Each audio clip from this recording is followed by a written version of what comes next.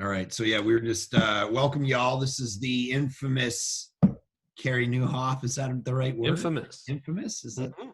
that's right? Well, if you're kind of wanted, your public profile, like they're out to get you. I'm hiding out in my basement in semi-lockdown. So sure, infamous. That works, Oh, man. I love it. Brother, you have been such a great friend to me and a mentor over the years. And Likewise. we have a lot. Mentor is just like you're acknowledging I'm much older than you are. So No, that's what that is. no, that your ideas and your life experience is unbelievable.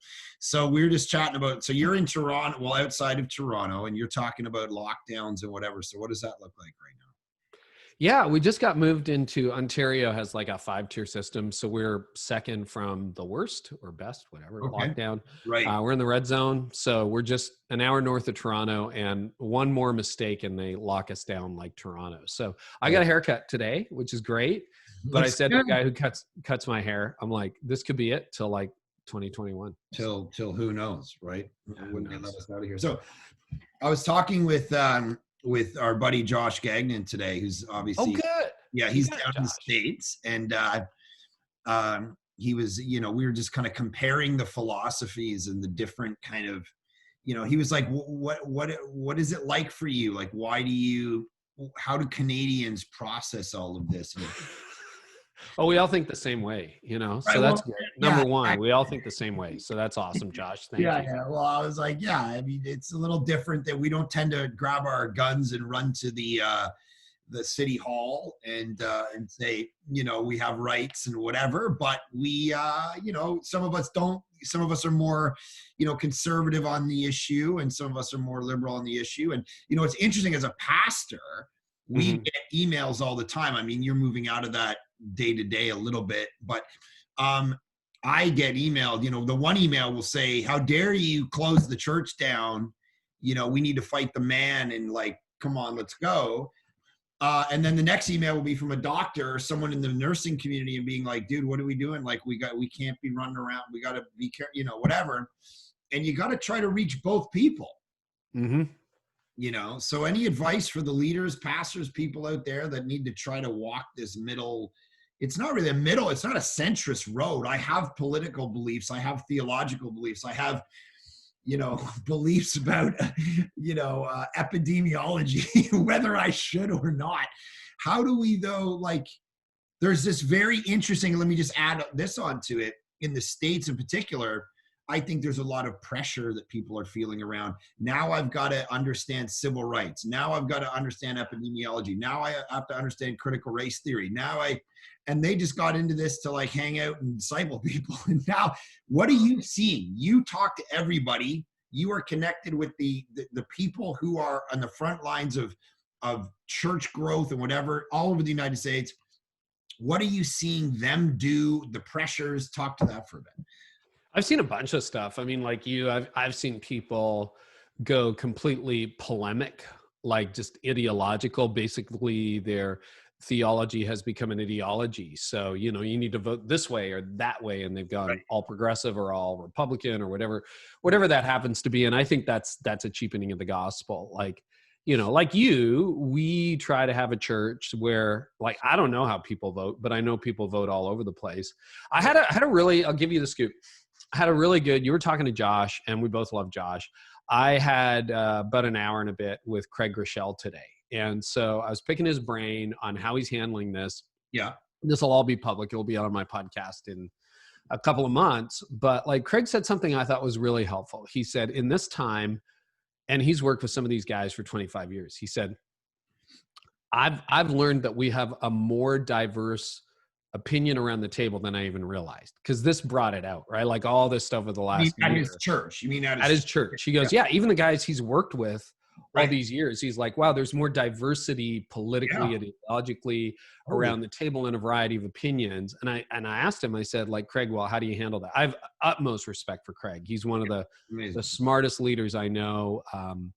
Whoever's watching this, if you don't know who Craig is, he leads one of the largest churches in the U.S., I think the largest church in the U.S., and he's got incredible leadership mind too. And he talked about it. I'll get the right phrase. We haven't got transcripts or anything yet, but I'm going to go back and listen to it.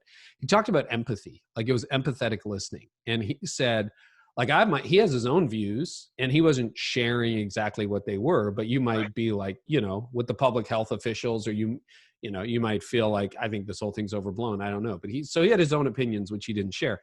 Yeah. But he said, when I listen to someone I disagree with, I have to do it with empathy. Yeah. And I thought that was really good because, you see it on your social feed right now. Like there's no empathy. It's like, Mark, you're an idiot, right? Unfollow, block, whatever. And so I think that nuanced in like interpersonal relationships is really important. I wrote this down in my own notes a couple of weeks ago. Yeah. There are highly intelligent people who dismiss what you believe. And there are also really highly intelligent people who agree with you. And I think, that's something that you have to think about. Like I look at some people and what they're posting and I'm like, how can you possibly think that? And when I move into that territory, I get in trouble because I'm not listening with empathy. We do the other side, 100%. Yeah. So I thought Craig's response was really, really smart.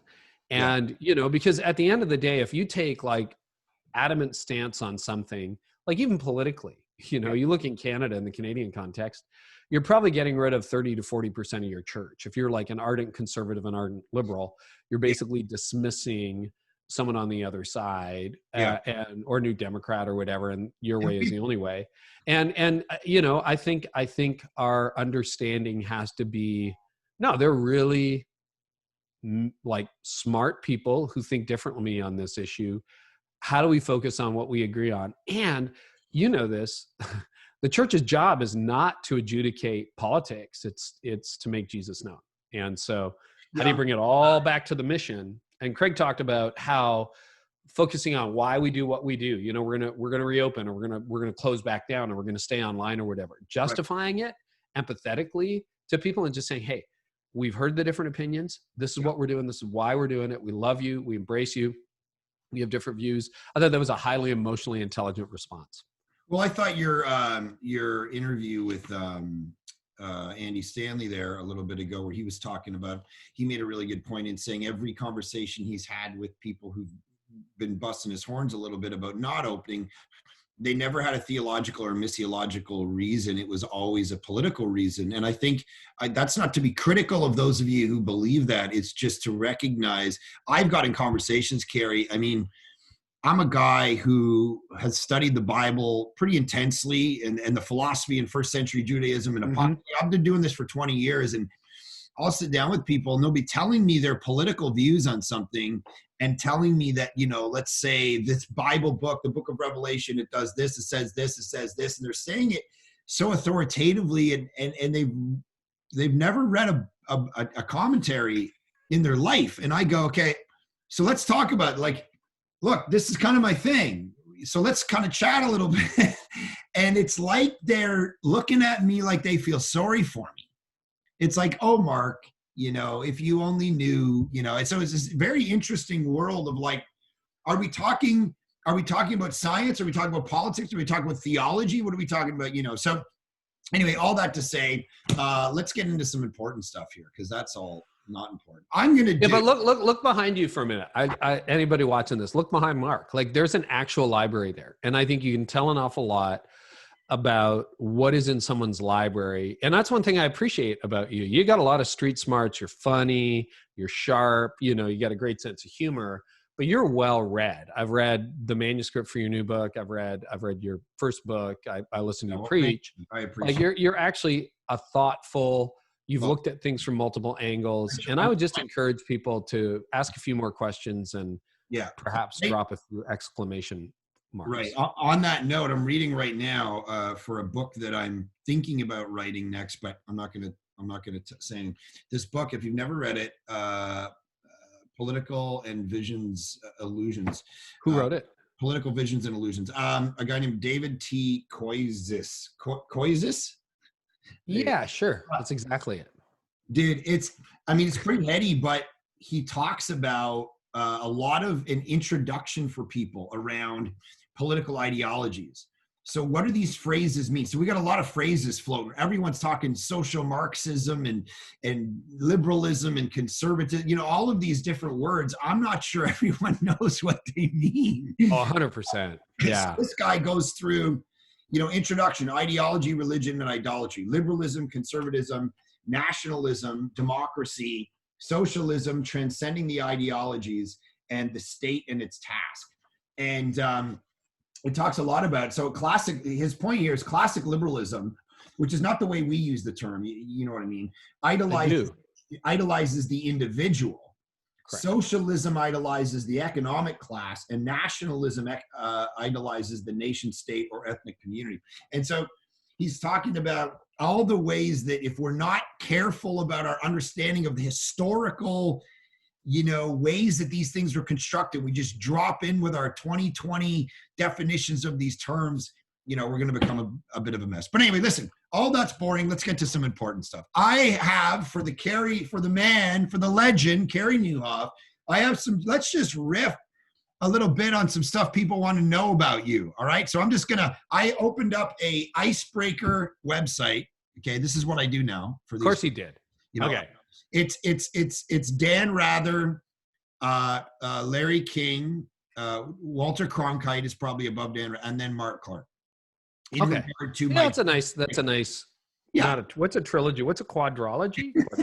In regard to my journalistic skill set. So I said, you know what? Carey Nieuwhof never gets on and talks about, this stuff. So let's get to the important stuff. I got a list of crazy. Let's go. But rapid fire. We don't need long, Presbyterian explanations from you. He's a Presbyterian minister, y'all. That's a joke. Okay. You didn't give up those credentials when you got all seeker sensitive, did you? I haven't thought about that. I was given a dishonorable or an honorable discharge, not a dishonorable. What is it? I have a certificate of historic standing with the Presbyterians. So I'm no longer one, but they're like, thank you. That was it. Something like that. Okay, here we go. That was a long time ago. Best interview you did this year, save this one. Save this one. 2020 was a year. Probably Gordon MacDonald on The View from 80. Yep. 8 decades of wisdom. So good. 2.5 hours. Keller interview too. You were loving that. Oh gosh. Keller. Yeah. You're putting me on the spot. Keller. Yeah. That was bucket list. Maybe Keller. Cause I'm going to do another one with Gordon. Okay. Here we go. The real stuff here. Now, what'd you eat for breakfast? This is all rapid fire. Oatmeal. Yeah. What? Oatmeal. It was so exciting. Oatmeal with awesome. Frozen cherries. Okay, what is your morning routine? I didn't even read these. I'm just picking them. What does your morning routine look like when working from home? Real quick. I've worked from home forever. So I usually get up pretty early, around 5, and then I come down to this room in the winter, and I check my phone for a minute. Then I have some quiet time, and then usually drinking a cup of tea, and then I'll get to work about an hour later. Okay, are you an early bird or night owl? I know the answer. Early. Yeah, you're up at what time? This morning it was 4, but then I went back to bed. It was too early. It's insane, man. I know you're going to bed. I'm getting up, but pretty early. Normally 5 to 6, 5:30. I'm up. I'm midnight or 1, but I'm up. That means I'm sleeping in. Yeah, that's a really early morning for me. If it's midnight or 1, then I didn't sleep enough. Yeah. Okay. So showers. Do you prefer morning or night? Morning. Okay, what's one thing we could do? Okay, no, that's not it. What's your favorite? No, boring. Okay, last great TV show or movie you watched? Gosh. We're big Office fans, so that was COVID. Right now we're watching The Queen's Gambit and also Schitt's Creek, which is really funny. Wow, did you just swear on my part? I think that's the first. It has a... It's true, it's last name. I understand it's a last name. My wife's a big fan. But that's funny. You got away with it. I can get away with it too. Then Schitt's Creek, is that a good show? Schitt's Creek. It's actually really funny.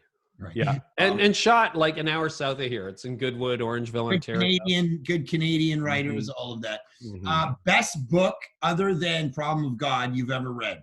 Yeah, ever read? Probably my all-time favorite is Henry Nouwen's The Genesee Diary. Oh yeah, I read your post the other day where you. Yeah. I love that one. It's obscure. It's obscure, but it's just a fave. And also, highly recommend right now Doris Kearns Goodwin's Leadership in Turbulent Times. So good. Yes. what a television show I was watching before was talking about her. She said she's a national treasure, but she's. Oh, I'm trying to get her on my podcast. Like, I'm not getting a response. I got 3 out of 4 I asked. I got Seth Godin, Cal Newport just confirmed, and John Cotter from Harvard Business School. So I'm just waiting to hear from Doris Kearns Goodwin. You are okay. Here we go. Let's get to the fun stuff. What is one article of clothing that someone could wear that would make you walk out on a date with them? Well, seeing as I haven't been on a date in 30 years, I don't know. That's a great question. Something with really big shoulder pads from the 80s. Oh, yeah. Okay. I think they're coming back, though. Okay, the zombie apocalypse happens, okay? Yeah.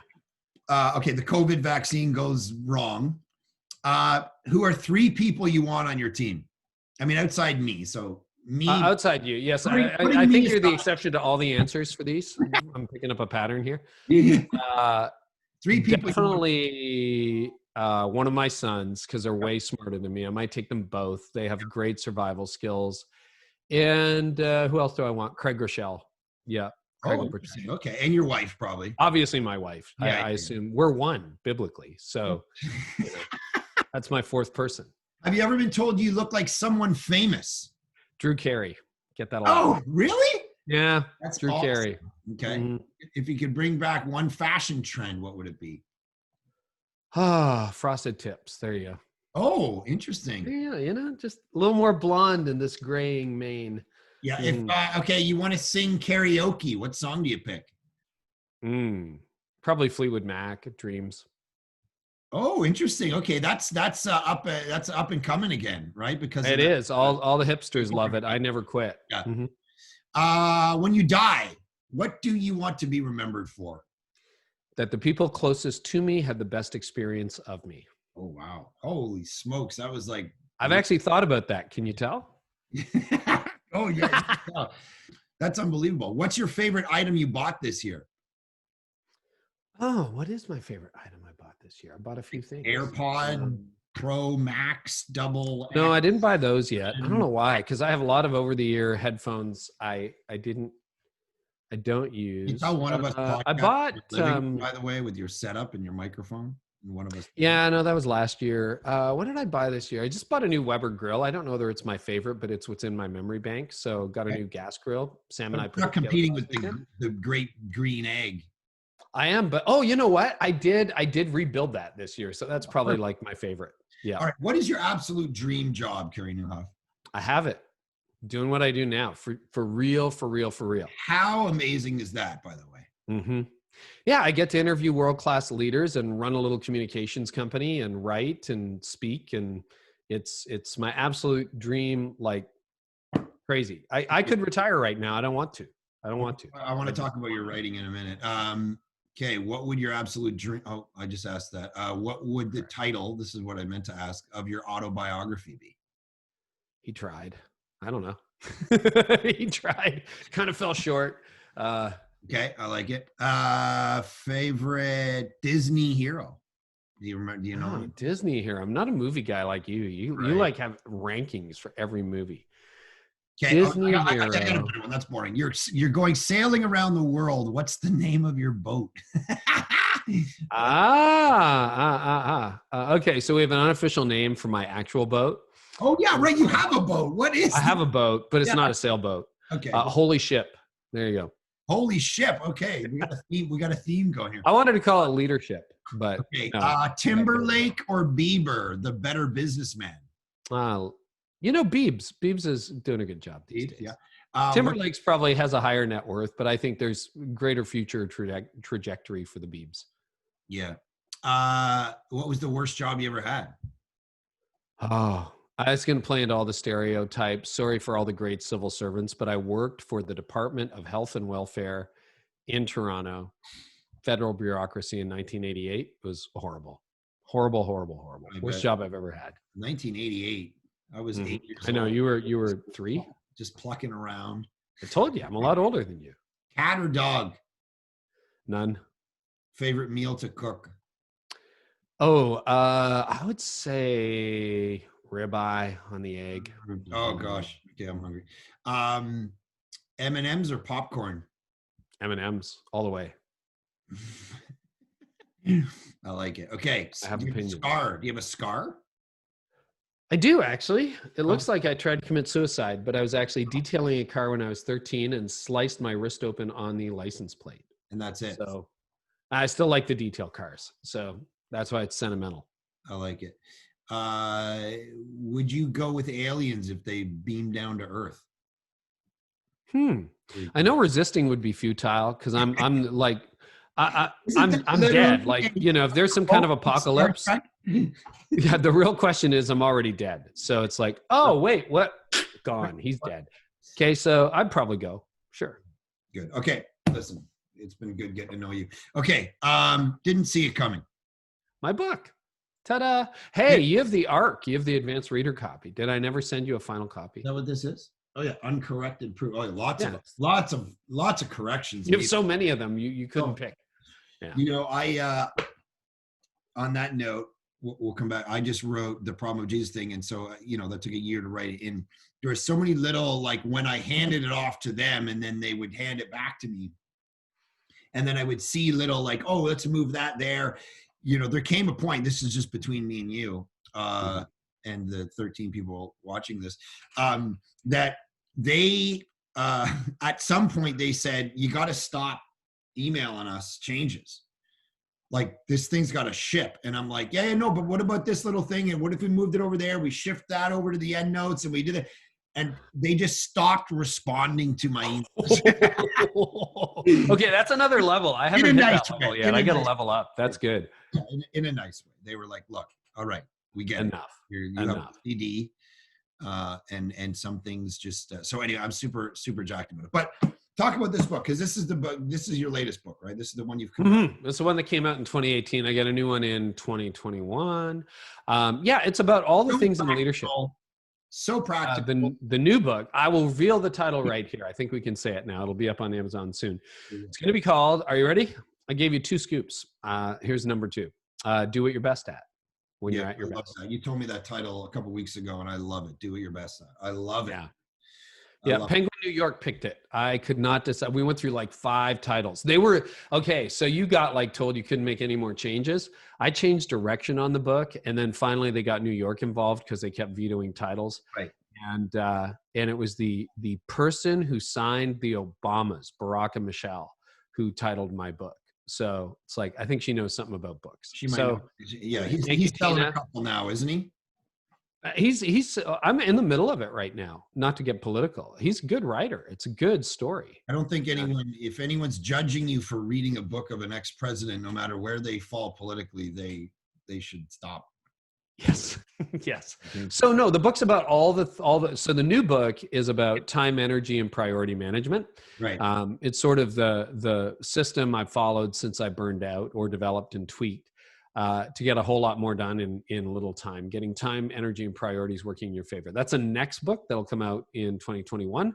But the last book, Didn't See It Coming, is about, like, you and I talk about this a lot, but all the pastors who end up flaming out, they end up having an affair or doing something stupid, or they're just not in it anymore. They get burned out and they never come back. And what I've found in my couple of decades of leadership is that there are a number of things that just show up that you're never expecting. And then all of a sudden you find yourself, see how good this interview is? Like he just walked out on me. I'm listening to you. I have never done this. I've done 500 episodes. I've never abandoned a guest. I am listening to you right now. I'm listening. What does Aaron say? Relax. Gosh. Okay. Anyway, now I'm talking to nobody. So I'm talking to the, what are you doing? I was getting a drink of water. What do you want me to do? I got the water. I got the, what is this my wife got me? That thing that look. A bar fridge? Has all those weird, the smoke comes out of it. What is that? Oh yeah. What do they call those things? I know what you mean. It's a it's got eucalyptus. The diffuser, so you got eucalyptus going. Beautiful, beautiful. So I was filling that back up and getting a drink. Just relax, all right? Filling that back. It's not your podcast. The interview was so riveting. I'm kidding. Offense is something you take. This is what I'm telling myself over and over. Offense is something you take. You're the second person today who looked at me and said, the other guy said, I'm going to take that as your love language. which it totally was. I was like I was trying to Well, affirm it. I guess, you have to be comfortable with somebody to get up and just walk out on them in the middle of a sentence. I wasn't walking out. I was right Tell there. the camera that. Tell the camera that. Carey, look, you I run love you, your man. podcast and So the you watch book is about all these things like abandonment. Abandonment is one of the new chapters. When I do the revised version, I'll put abandonment in there. No, it's about cynicism, burnout, pride, all those things that kind of sneak up on you, and they can take you out if you're not careful. That's what the book's about. and you give a whole bunch of kind of helpful tips on look, because here's the thing. Yeah. During the COVID moment, the reason I bring this up is not only because it's a brilliant book, but during this COVID moment, there's a lot of people, whether they're professionals or just regular life, whatever, are feeling burnout. Mm-hmm. So really quickly, tell us because you tell us your moment of like, here's what burnout looked for me. Yeah, mine came up really suddenly. Like almost within a week, I went from feeling like I was full capacity to losing. Here are the symptoms that hit me: losing all my passion, like passion for everything, for like life, for leadership, for the church. And I still believed it intellectually. I just couldn't feel it. So it wasn't a crisis of faith. It was more a crisis of feeling. I was exhausted, like beyond tired. Just all of a sudden, I just hit this wall I couldn't get past.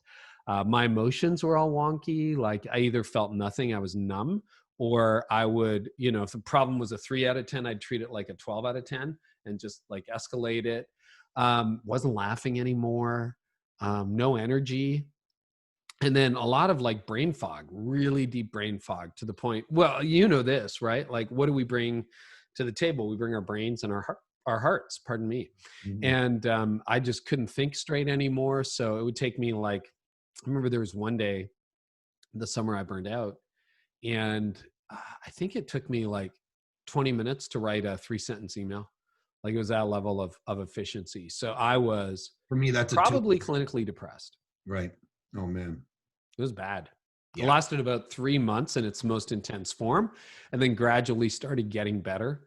And then, but it was like a year till I was 70 or 80%, and then 3 to 5 years before I hit a new normal. Wow. So what were the things that, just real quick, because I know a lot of, entrepreneurs, whatever, stay-at-home moms, teachers, people running their own business, whatever, people are tired. They're trying to discern whether they're burned out. So obviously, like you said, cynicism, you're not laughing anymore, your productivity is down. These are all indicators. How do you get back? Well, in my case, it involved a lot of counseling. My favorite current metaphor for the crisis we're in, it's like someone drained the lake and you can see what's at the bottom. And, you realize you got this toxic sludge there. And I think that's what COVID has done. It's like the lake drained, now you see what's at the bottom. Right. And it's not always a pretty picture. So my lake drained 15 years ago, and a lot of the stuff at the bottom was not very pretty. So, there were just things like, self-pity or jealousy or envy, those kinds of things that really God had to deal with in my spirit. So there was a lot of counseling. And then honestly, there was just some rehab involved. I didn't have any addictions other than to work, but like my body was like, we are done now and you are going to get rested. And so I slept and cried a lot of August 2006, just working out some unresolved grief and issues and all that. And then on the other side, the light started to flicker a little bit, but the real recovery for me came in some new rhythms and new disciplines. So it was taking my morning routine a little more seriously. It was learning how to say no. It was learning how to release and delegate, how to deal with my own junk and not blame other people, how to loosen up control. And then I managed, and this is what the next book is about, to get time, energy, and priorities working in my favor. I started saying no more often, blocking off my calendar so I had some real writing time to focus on great messages, releasing the team to do what they want, refusing to allow other people's priorities to determine how I spent my days. And, so all of that started I developed a system. Because you were full-time lead pastor, preaching, teaching, leading the team at that time. How did the church respond to you going, I'm crying at home and I'm in counseling all the time, leave me alone? Well, the elders knew. And the staff knew, but we didn't get up there and make a big announcement one day. So I happened to be off the month it was the worst. And then I was able, based on muscle memory, to preach in August of '06. And if you were in the back row, you wouldn't have known there was anything wrong. We have a lot of muscle memory, but on the inside, I felt like I was dying. So the elders were really gracious, and they gave me any time I wanted. They offered me a sabbatical. I didn't take it. And then, you know what the church got? Because a lot of them didn't really know the personal crisis I was going through. The people who needed to know knew. But what they ended up with was a much healthier pastor on the other side, even a year later. Right. And it allowed us to grow. We were about maybe 500 people, 600 people at the time I burned out. And now we're like, I don't know, 1,500 before COVID, and, 3,000 or 4,000 people would call our church home. You know how that goes. And these days, I'm leading all these leaders. I have the opportunity to have a bigger group that I get to serve. Right. And so it's weird. I feel like my productivity is up 10x. Like I'm leading and managing 10x more than what I was 15 years ago, but I have time. So when you text me and it's like, hey, can you jump on a Zoom tonight? I'm like, yeah, sure. Because you're my friend. I'll do it. Yeah, I can do it. But I'm way more careful. So on that note, you're interacting with the kind of the top leaders in the world, and those of you who don't know Carey as much, like, you got to understand it's probably because you're not in the leadership world as much, because he is a very sought after speaker, writer in regard to leadership, all things leadership, especially in the US, probably less in Canada. I mean, you obviously have an audience in Canada too, but especially in the US. And you work with top end leaders in churches and businesses, whatever. I'm fascinated for those people who aren't Christian leaders that are watching this or listening to this. You did this thing where you had this side hustle or two while you were a pastor that became your life, which is what you're doing now: podcasting, writing about leadership. Speak into like people who are kind of, you'd said like, how do you, I'm doing it now. I'm doing what I want to do, my dream job now. Speak into the people who, hey, I want to do my dream job. How do I get there? And how did you kind of pivot all of this into a business structure? I mean, obviously it's a massive conversation, but you're a brilliant guy in regard to business. And you took this thing and you turned it into your life and something that could create income and all of that. Take us through a little bit of that process. Yeah. So it was very gradual and non-strategic. After I burned out, that happened in 2006. One of the problems, one of the gaping holes in my life was work was my life, and I had no hobbies. So I tried different things. I bought a camera, tried photography. That didn't stick. Got a bike. I still cycle to this day. Started barbecuing over charcoal, really enjoyed that. But then a few years later, got into like speaking. I had some opportunities. And then I thought, I'm going to try my hand at blogging and writing. So I think my writing goes back to probably '07, about a year after I burned out, maybe '08. And I just enjoyed it because it gave me something else to do. And it was a hobby. And then in 2012, I launched my first solo book, published that. And I knew enough about the online world and how publishing was changing to know that publishers don't sell books, authors do. And I had this blog that, it was like most blogs at the time. It was like you blog a lot in January. It's like the gym. And then by February, you forget. And then, oh, March, I'm going to do it. And then you don't do it. And, so it was start, stop, but mostly stop. So in the fall of 2012, I was just like, okay, I'm going to start writing 3 times a week for leaders, mostly church leaders. And I set a crazy goal for the following year of 100,000 page views. Like, that might have been 1 trillion, right? Like, it was just it was inconceivable that would happen. Well, it happened within the first 2 months. And I'm like, whoa, what is this that's happening right now? And so I kind of really enjoyed that as a hobby because I was connecting with leaders and having fun. And then that gradually I began to realize, wow, there's like I think there's maybe a calling here, at least a passion here. And so while I was lead pastor of the church, that all really started in 2013. I launched my podcast in 2014. I think it was 2014. And then I was still lead pastor of the church full time, but I had really been passionate about succession. So I was in my late 40s And I knew that the vast majority of businesses failed or just closed down with their founders. So many churches that were started by people become a shadow of what they were. Like, what's Village Church after Mark Clark, right? What's Connexus Church after I was done? Better, And hopefully, yeah. I didn't want it to be a shell of what it was. And God had done an amazing work. So I really worked hard on succession. And then I decided to tap out at 50 back in 2015. And I've, Jeff. And so Jeff's been the lead pastor now since 2015. He's done a great job. And what I did was I kind of downcycled my time at the church. I kept the teaching part, and I'm off staff as of the end of 2020 at Connexus. The succession's complete. But what I did was I just dialed back a little bit on my old day job and made sure that was, and the church is like stronger, better, bigger than when I led it, which is awesome. That's what you want as a founder.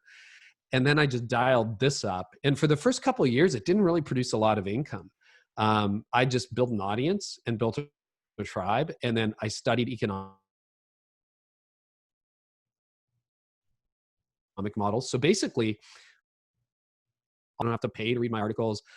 But it was first speaking. And then lately we've sort of gotten into courses. You and I've done a course that's helped a lot of leaders called The Art of Better Preaching. We got a new one on the books that'll be coming out next year. And that's the 1 or 2% of products I offer that are paid, but the little bit that's paid for everything else. So it's kind of a fun model, the freemium model, where you can read my stuff, benefit from it. And our slogan at the company that I run now, Carey Nieuwhof Communications, is we want our free stuff to be better than most people's paid stuff. So, I mean, we're putting some free stuff out. We have put time and money and effort and heart and great ideas into it. Yeah. But then the little bit that we offer that is paid delivers even extra value. And that manages to fund everything and the staff and the team. And, the podcast now reaches into the millions every year. And so we have sponsors for that. So they, that because of the audience size, that is a meaningful source of income. And then, speaking exploded like it did for all of us. So much for that. But we have some other things that we do and we can pivot. So yeah, I love helping leaders, and I really enjoy doing this. And I hope it's the next few decades. Like, I'd love to write a few books. I think you've tapped into something, and you're helping us all, to be honest, as leaders in this weird. But I think the thing to hear about it is it's so gradual, right? Like, this wasn't like, I quit my day job and now here we go. Like, when I stepped off church staff and took out of the lead pastor role and took a pay cut, it was a risk. I had 2 kids in university, one in engineering, one in accounting. Like, those are expensive programs. And I'm like, okay, God, I don't know. We didn't have the economic model figured out, but God always provides. And we were able to put our kids through school. And now looking ahead, God willing, at the next few decades, it's like, I think this is going to be a lot of fun. What about the fact that no one can spell your last name? Was that ever a problem?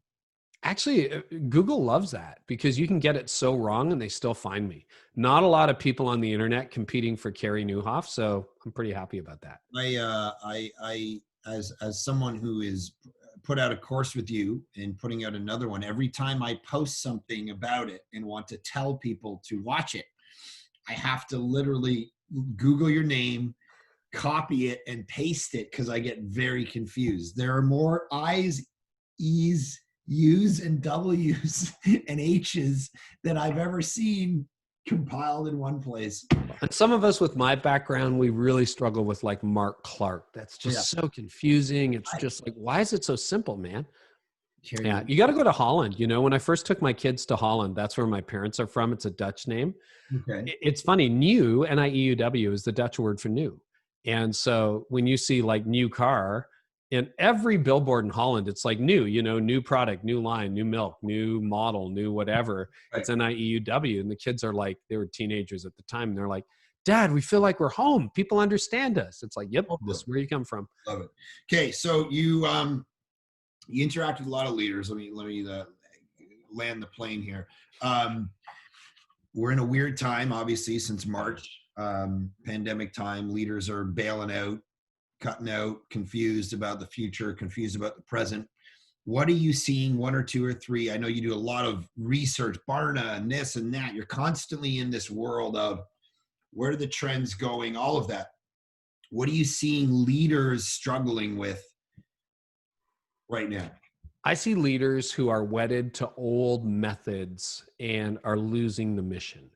So, church would be a good example. So in person versus online, right? And people get really passionate. It's almost like mask, no mask, vaccine, no vaccine, right? There are people, and they've been all over my channels because I've been an advocate, a proponent of online. Well, look, this is world headquarters. This is the basement of my house. Like, I run a company that reaches millions of leaders a year And you get from a sassed. desk. You get sassed online constantly when you post about this. I I sometimes know. I'll just go there at night so I feel better about For myself entertainment. and Mhm. scroll down. Yeah, the popcorn, right? I'm here for the comments. These people do not like what you're saying.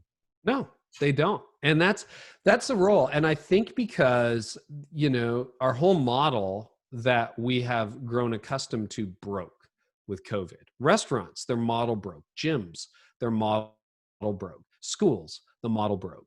Like, everything broke and the thing is, the model or the method that's all it is. It's the method, right? Right. Like, you and I talk about this a lot, Mark, but I said it long before it was even a possibility, like it wasn't showing up. But we talked earlier today, and I'm like, dude, you're building a national church, and how is that happening? With locations in most of the provinces, and I think that's awesome. I think that's amazing. That is something you couldn't have done in the 80s or the 90s because, like, what, on a Right. cassette ministry? That's how that's going to work? No, but we have this thing called the internet and social media. And people all over Toronto will listen to your teachings, and then they can gather in community. So, digital scales in a way that physical doesn't. And so what I'm trying to do as someone, one of the last things I did, Yeah. no, one of the last things, and you've been there to Connexus numerous times. So you've been in our building, and it's not huge. And we had limits. We had zoning issues. So it's 26,000 square feet, right? It's not big, but it's fine. I wanted it to be bigger. But one of the last things I did as lead pastor, and my joke when I would tour people through the brand new building when it opened in 2015 was, we built a broadcast studio with a church attached because we overinvested. Because I knew even 5 years ago, more people were ever going to see the ministry of our church through the lens of a camera and through the screen on their devices than they were from sitting in a seat in one of our locations. And that's just where the future was going, right? And so we built that. So when COVID happened, Jeff, my successor, just flipped a switch, and it was an easy conversion. And that's even more true going forward. So I look at it this way. It's a chance to reach the world. Like, come on, guys, get on with the program. Let's do it. Look, if I can do a podcast from my basement that has 14 million downloads, I promise you can reach people with the gospel. And you'll have lots of people who gather in person. Like, that's great, but there are more who won't. Why not go reach them? Yeah.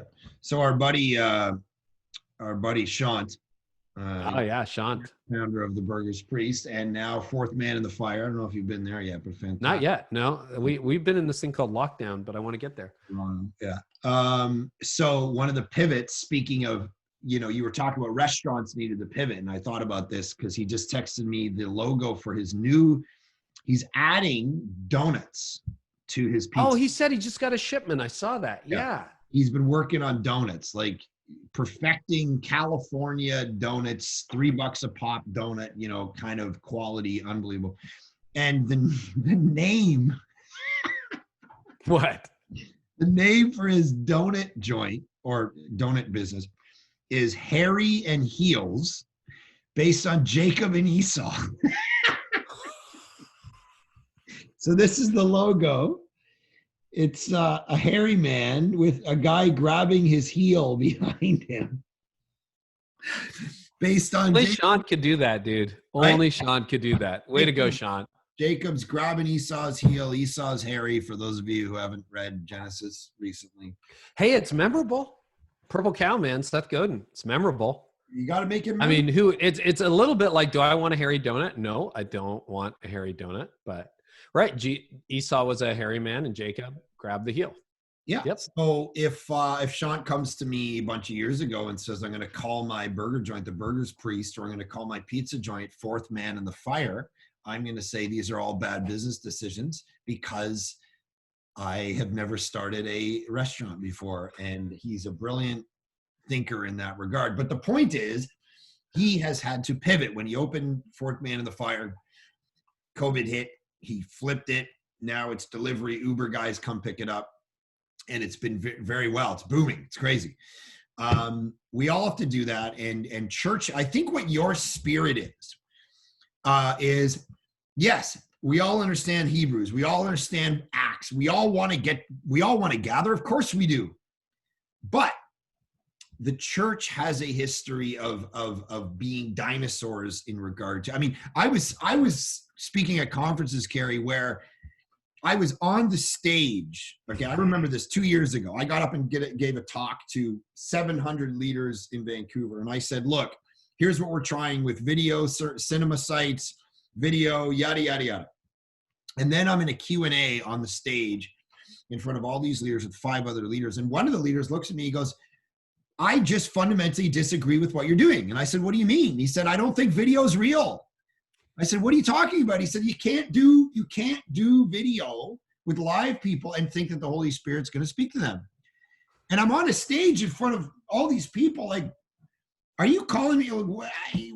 And now you realize that these people have had to pivot and do that because that's what they're doing now. All of a sudden, the Holy Spirit blessed video. I know in March 2020, all of a sudden, all these guys who are like, video doesn't work. It's like, oh, video works. Video works. It's fine. It's good. Yeah. But I do feel I was talking to my buddy who's a pastor of a, 100-person church, no money for a video camera. And I mean, I want to go back, Carey. I want to go back. Of course, in person is ideal in regard to community and all of that, 100%. But it's a both and approach.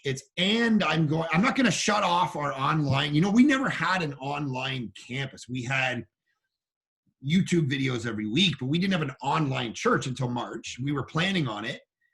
COVID moved it up 9 months, but now we're not going to shut it off. Yeah. I predict that at Village Church, what we've seen, let me just give you a little anecdote here. So we've seen 1,700 people. So not eyeballs, because that's far more than that. I'm talking 1,700 people since March have raised their hand and said, I want to become a member. I want to go to a community group. I want to start giving. I want to whatever. Purely from online, from all over North America, actually from all over the world, but from all over North America that have said Village Church is now my church. So again, not views on YouTube. Yeah. We talk about people. These are self-identified people. I want to start giving. I want to start being involved. I want to start serving. 1,700 people. If any church plant, if I planted a church in Toronto next weekend and it had 1,700 people 9 months from now, I'd be like, this is the greatest success story I've ever seen. Absolutely. And those are real people. And it's bringing in income. Like it's not people who are just sitting there being non-contributing zeros, sucking resources from the, of the church. It's like, I'm in, I want to give, I want to help, I want to serve. This is my church. That's unbelievable. And that's, Carey, here's my point. That's without even trying. Yeah, you don't even have your strategy developed yet. I've never addressed them. I've never sent them a video. I've never told them about our finances. I've never said, here's the budget. So I picture in 5 years from now, the people who call Village Church their home, 70% of them, 60% of them, could people who are not at the physical locations at all. Dude, okay, when you were talking, because nobody had asked me that yet, and I haven't said anything about it, but I'm like, you know what the future looks like?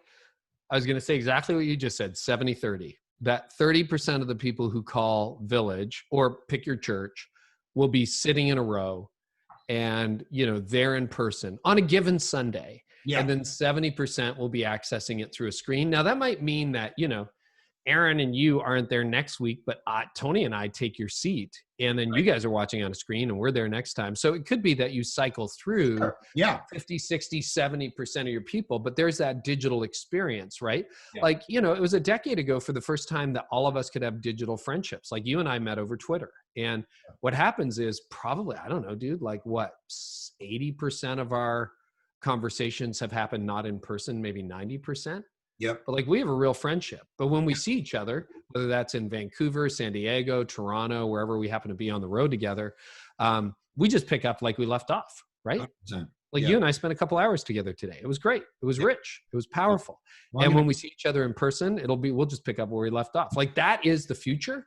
And most of that is going to be through a screen. And if you miss it, here's like, you're like, oh, well, I'm just going back to in-person church and that's awesome. And we're not going to pay attention online. Great.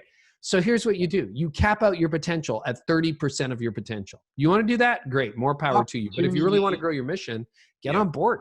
The opportunity is insane. I plant in any city across Canada, and we're still going to do that. We're planning on Winnipeg. We're planning on Toronto. We're talking to a guy in Halifax. We're in a conversation.